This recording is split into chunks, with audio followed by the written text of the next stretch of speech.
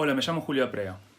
Fui a la escuela anexa, estudié en el Colegio Nacional, hice ingeniería en el edificio de al lado, también ingeniería industrial. Hice un máster también en estudios espaciales en Estrasburgo, en Francia, y hoy trabajo en la Agencia Espacial Europea, también conocida como ESA, y vivo en Holanda. Pasé los últimos 10 años en París. Y bueno, acá el colegio me pidió que conteste algunas preguntas como exalumno, así que acá estoy.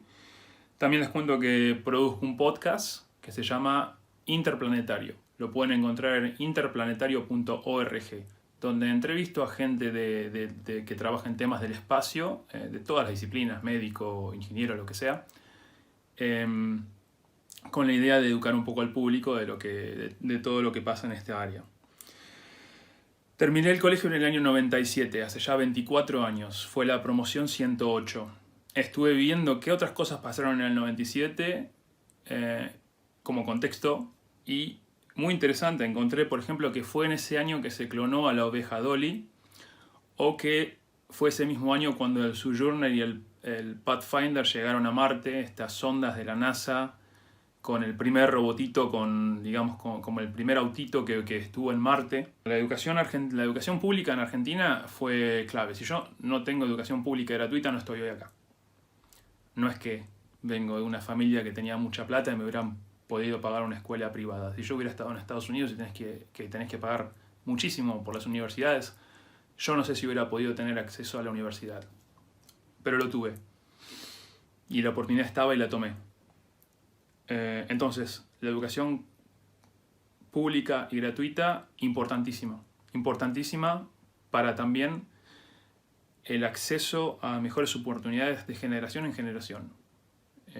Uno de mis abuelos vino de Galicia cuando era chico, muy joven, casi sin primaria, supongo. Mis padres hicieron secundaria y facultad. Yo hice un máster afuera y como que cada generación vamos un poquito más. Y eso es gracias a que estaba en un país donde no importa de dónde vos vengas, tenés la oportunidad, si querés, tenés la oportunidad de crecer. Ahora, por otro lado, di clases y participé en eventos en entidades privadas.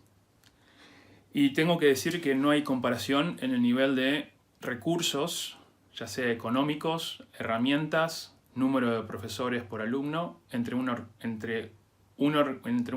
establecimiento privado bien administrado y la educación pública. Entonces, creo que lo que es importante remarcar es que la educación pública es importantísima, pero tiene que ser acompañada de un presupuesto para la educación coherente a las necesidades de la población que hay que educar, coherente con las herramientas que se necesitan para las diferentes carreras o en la secundaria. Y bueno, que sigamos con educación pública y gratuita, pero que los presupuestos nos permitan otorgar esa educación pública y gratuita de calidad. Durante mi paso por el Colegio Nacional, si tuve alguna experiencia educativa que me acercara a mi profesión actual.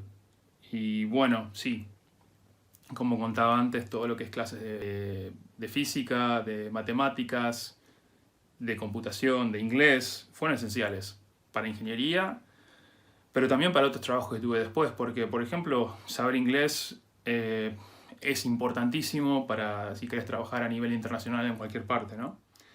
Las clases optativas de astronomía, claramente, agregaron al interés que yo ya tenía en lo espacial desde chiquito. Ahora que me dedico más, por ejemplo, a las relaciones públicas y la divulgación científica, hubiera estado bueno haber tomado otras clases, por ejemplo, este seminario de relaciones internacionales que están dando ahora, o las clases de literatura, historia del siglo XX, eso hubiera estado bueno y en su momento no las elegí y un poco me arrepiento, me hubiera dado otra vista de ciertas cosas. En fin, lo que me llevó hoy es que en esa época en el colegio lo que hay que hacer es absorber lo más posible de los conocimientos. No importa qué idea de carrera quieras hacer después, porque las carreras van para todos lados. Entonces nunca sabes de qué forma te va a ser útil lo que aprendiste en el colegio.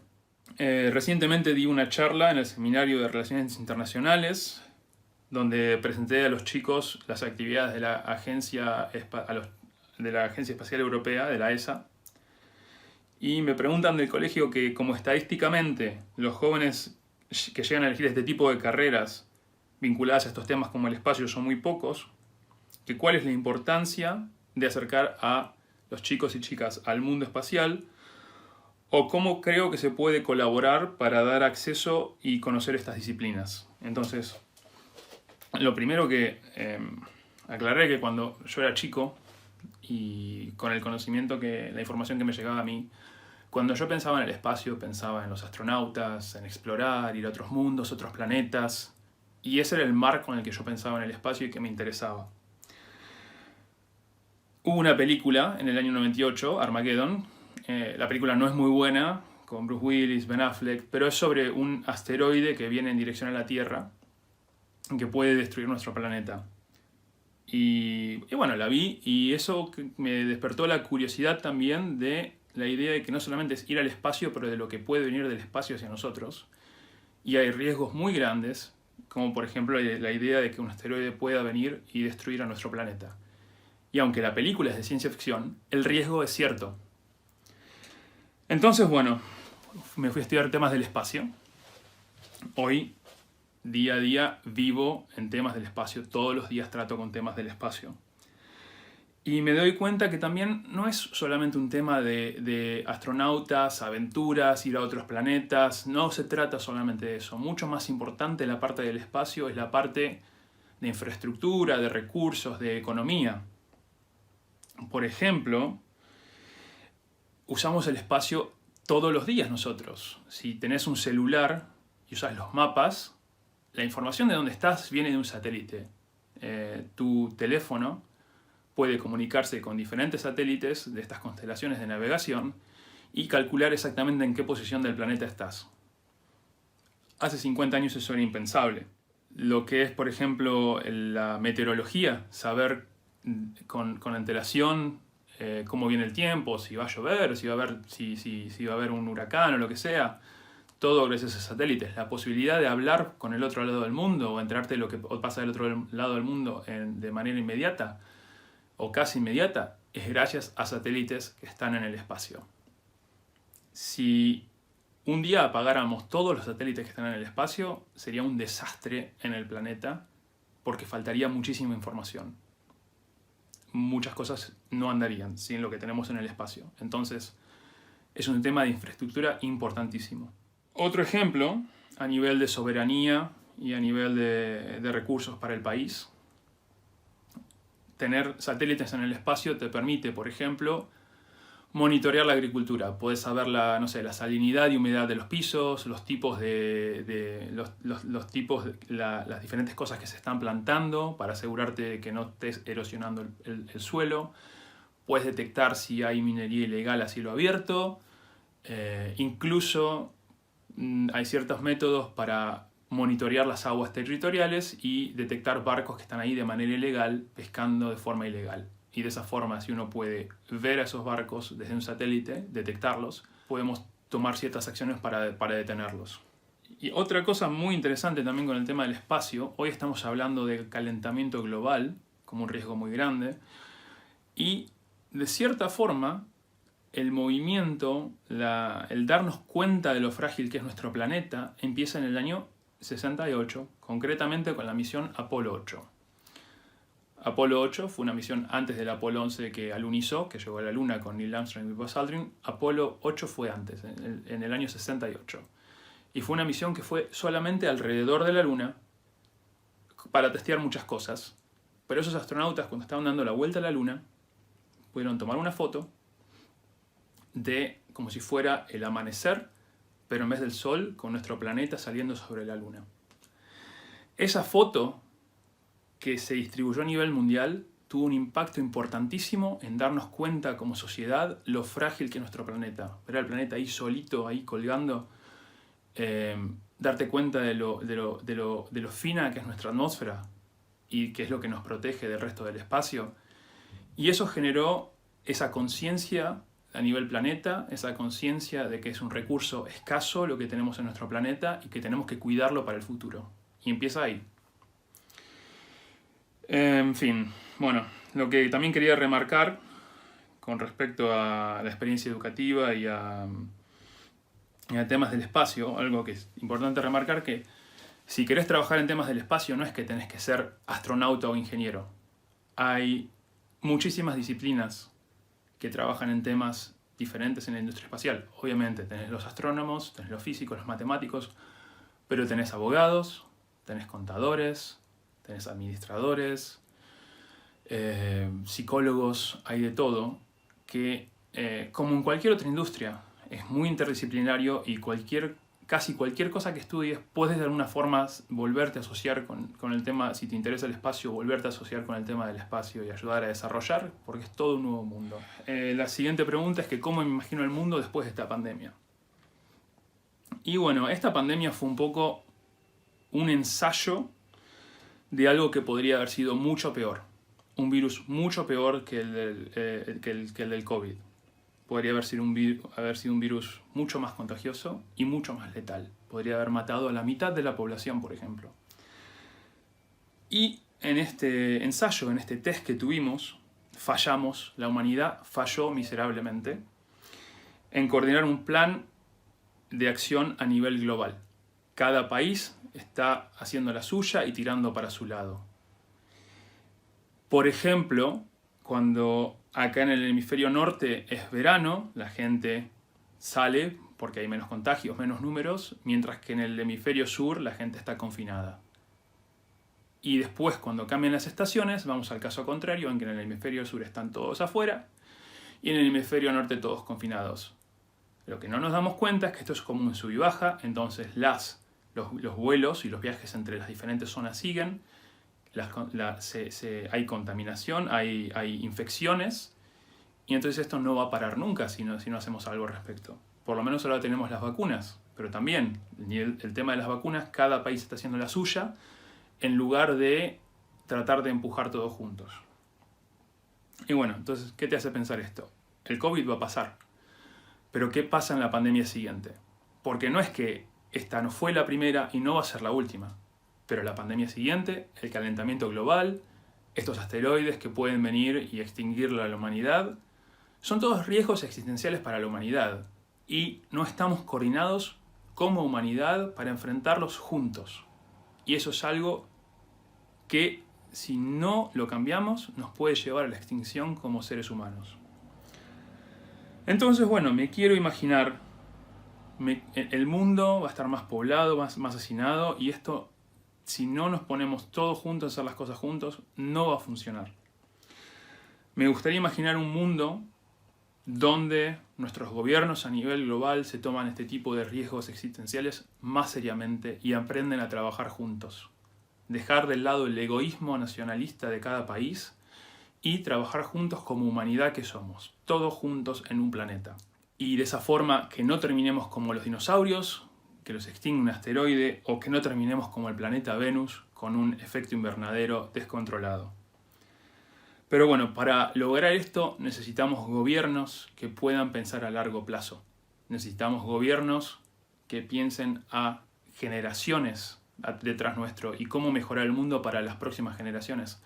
No solamente de pensar en los últimos 4 años o en el vaivén de elecciones de que sube uno y le cambia todas las políticas al anterior y después vuelve el otro y estamos en un sub y baja y no avanzamos. Necesitamos gobiernos que puedan pensar a largo plazo, que puedan dar recursos a proyectos a largo plazo y que esos recursos no se quiten cuando viene el siguiente presidente o se cambia el gobernador. Por último, me preguntan, como muchos estudiantes están ahora definiendo su futuro en un contexto de mucha incertidumbre, ¿qué consejos les puedo dar? Y bueno, la verdad es que el mundo cambia muy rápido, incluso estos 2 últimos años ha cambiado muchísimo. Entonces, no es que les puedo dar consejos a chicos que están saliendo de la escuela ahora. Yo hice el colegio entre el 93 y el 97, hace mucho tiempo, y el mundo cambió mucho y va a seguir cambiando. Entonces les voy a dar ciertos consejos de los que me daría a mí mismo en esa época y espero que alguno de esos les sirva. Entonces, el primer consejo es seguir tus intereses, seguir lo que te apasiona, crear cosas, y no importa qué tan bueno o tan malo te sientas a algo. Siempre podés mejorar y además, no importa qué tan bueno seas, siempre va a haber alguien que te va a criticar y no importa qué tan malo seas, siempre va a haber alguien que te va a ayudar. Hay que tomar riesgos, hay que explorar diferentes cosas, diferentes lugares, diferentes países, diferentes culturas. Especialmente a los 20 y tantos de años. Experimenta todo lo que te interese, que todavía hay tiempo. No es todo acerca de terminar la carrera lo antes posible. Yo, por ejemplo, me apuré, terminé ingeniería en 4 años y medio y en retrospectiva, hubiera estado bueno tal vez terminarla en 5 o 6 años, más relajado y haber conocido más gente y haber explorado más, por ejemplo, a nuestro país. Las carreras de hoy, por ejemplo, lo que estudié ingeniería en el 98 no es lo mismo que es ingeniería hoy. El mundo avanza, las carreras avanzan. Entonces, una vez que terminas, nunca terminas la carrera realmente. Terminás, conseguís tu grado, tu diploma, pero tenés que seguir estudiando toda la vida. Otro consejo, dije un poco antes, pero viajar, explorar, conocer otras culturas y comunidades, tanto en otros países como también dentro de nuestro país. Nuestro país es enorme y hay diferentes culturas a conocer. En diferentes lugares del país se vive muy diferente de cómo se vive, por ejemplo, en La Plata. Irse al norte, al sur, San Luis, Córdoba, Mendoza, donde sea. Salta. Ir, y no ir solamente un fin de semana largo, ¿no? Quedarse, ir a conseguir un trabajito ahí, experimentar otra cultura, otra gente. Te abre la cabeza. Te abre la cabeza cuando no estás solamente en la burbuja platense o en la burbuja de Platense y más Buenos Aires, sino en ver el resto del país. Y si tienes la posibilidad de otros países, te abre la cabeza de darte cuenta de que no todas las sociedades hacen las cosas de la misma manera. Algunas hacen cosas peor, algunas otras hacen cosas peor y mejor. Y está bueno tener esa perspectiva. Está bueno después volver a tu casa y decir, mira, esto lo podemos mejorar. O, mira, tenemos que estar orgullosos de cómo hacemos esta otra cosa. Por ejemplo, es muy normal en un país, en Alemania, por ejemplo, conocí muchos chicos muchos amigos que me contaban que muchos alemanes, cuando terminan el equivalente de la secundaria, no empiezan inmediatamente la universidad, sino que se toman un año, agarran la mochila y se van a recorrer el mundo. Y no es que tienen que tener todos los ahorros para todo ese viaje de un año. Dicen, no sé, me voy 3 meses a Israel a trabajar en una granja. Y ya estás expuesto a otra cultura y además puedes juntar un poco de plata para después irte a Vietnam y después seguir a otro país y otro país. Y vas juntando plata, viviendo con lo que tenés, pero vas experimentando otras culturas, no como turista, sino viviendo ahí. Y como te dije, te abre la cabeza y te da una perspectiva increíble. Otro tema, otro consejo es no autonegarse, especialmente con el tema becas, pasantías y eso. Hay que aplicar, hay que mandar tu aplicación e intentar conseguirlas, porque nunca sabes, no hay que tirarse abajo. Yo, por ejemplo, pude estudiar en Europa gracias a una beca que me dieron, que jamás pensé que me la iban a dar. E incluso estuve también del otro lado, de jurado, para evaluar los que iban a recibir becas, y hubo casos en que no teníamos suficientes aplicantes para ciertas becas. Entonces, hay que aplicar a las becas, hay que aplicar a, no sé, pasantías, prácticas o lo que fuera, porque hay muchas oportunidades y no hay que tener miedo en tratar de conseguirlas. Otro consejo. Tal vez en La Plata o en el Nacional o en tu clase te sientas diferente, sientas que tengas ciertos intereses que son diferentes al resto de tus compañeros y te cueste conectarte con el resto de cierta forma. Pero no pasa nada, porque aunque por más único que seas en toda La Plata, estadísticamente en el mundo va a haber miles de personas iguales a vos. Entonces busca esas comunidades de gente con los que compartir esos intereses. Es muy fácil hoy con internet encontrar y vas a poder aprender de sus propias experiencias que en un mundo de hace un par de décadas no era posible. Finalmente, el último consejo que te puedo dar es que aprendas a confiar en los demás, en no tener miedo a pedir ayuda, en no asumir en base a apariencia física o no preconcebir cómo alguien va a ser o no. No importa que tan bien o tan mal te vaya, todos tienen sus propios problemas y todos pueden usar la ayuda de los demás. Entonces lo que es importante es ser inclusivo y tratar de ayudar al que está al lado. No aislarlos porque sean diferentes de una manera u otra. En fin, eso es lo que puedo decir hoy. Espero que les sea útil alguna o dos cositas de las que dije. El que quiera seguirme o contactarme de alguna forma, bueno, el colegio obviamente tiene mi información de contacto, pero si no, en Twitter me pueden seguir en @aprea, APREA, o si quieren escuchar mi podcast es interplanetario.org. Y bueno, gracias al Colegio Nacional por darme esta oportunidad y para los chicos que están escuchando les deseo lo mejor y bueno, mucha suerte al graduarse y con el paso siguiente que quieran tomar, ya sea en la facultad o viajar o un primer trabajo o lo que les interese. Chao.